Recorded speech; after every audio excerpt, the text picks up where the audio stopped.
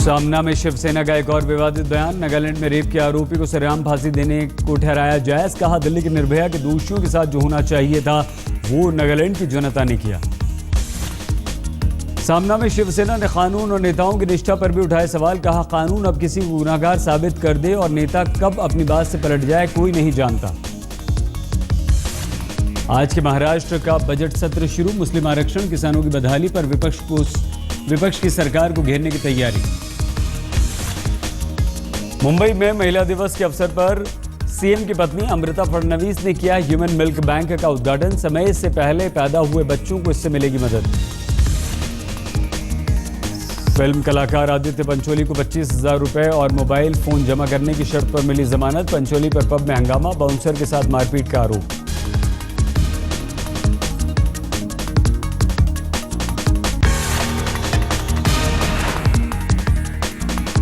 नागालैंड में सही हुआ। सामना में लिखा, कानून में नेताओं का भरोसा नहीं। आज से महाराष्ट्र का बजट सत्र शुरू।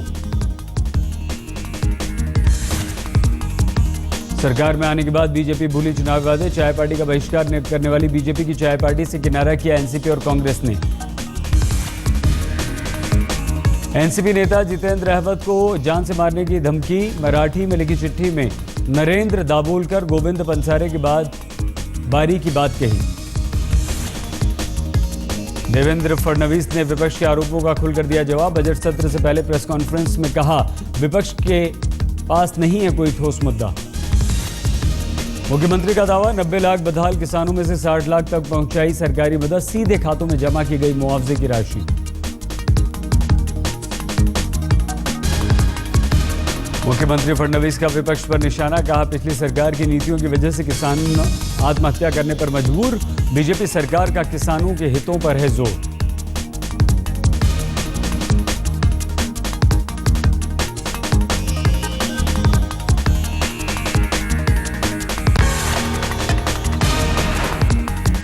मुस्लिम आरक्षण पर सरकार की सफाई, नहीं रद्द किया गया अध्यादेश। इस मामले पर सरकार अब भी ले रही है कानूनी सलाह।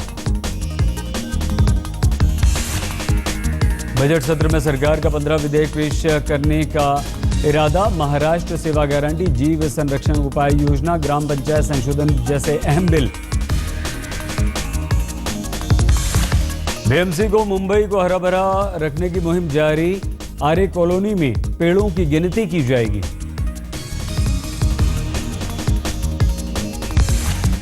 बिजली की बढ़ती मांग को देखते हुए बीएमसी भी बिजली पैदा करने की योजना बना रही है। बैतरना डैम में लगेगा बिजली प्लांट। करीब 25 मेगावाट बिजली होगी पैदा।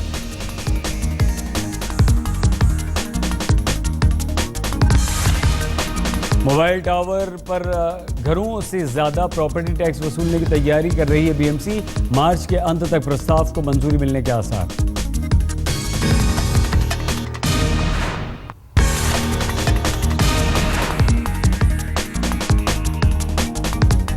मुंबई में थम नहीं रहा स्वाइन फ्लू का कहर। मरीजों का आंकड़ा 800 के बाहर, अब तक 7 की मौत।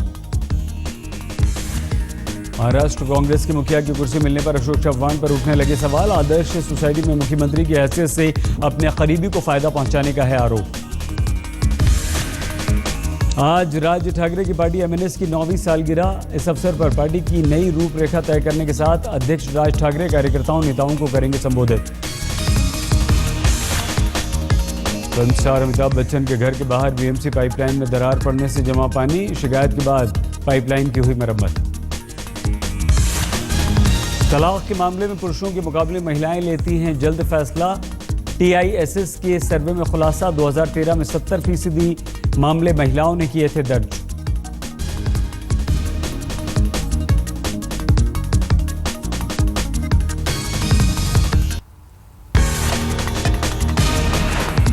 बीएमसी के प्रमुख सीताराम कुंटे पर सरकार को प्रस्ताव। डेवलपमेंट चार्ज में मिली छूट, बिल्डर्स को छूट मिलने से खरीदारों को फायदा।